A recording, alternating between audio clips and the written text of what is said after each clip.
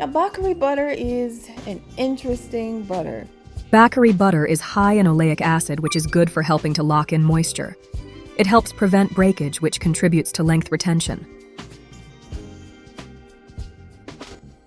It's a nice emollient which helps to add softness and to improve manageability of the hair. It actually absorbs rather quickly, which is a good quality if you're using it on the hair.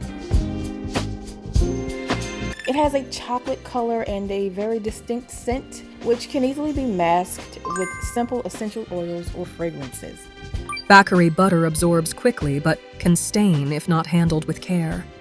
There are a few differences in the butter choices here. Depending on what your priorities are, you can use a combo of specific butters with special ingredients for high shine or quick absorption and non-greasiness. For a more temporary shine, you can try a muro butter or a tucumã butter. Now, if your goal is quick absorption, the Peña and Bacuri butters are great choices here.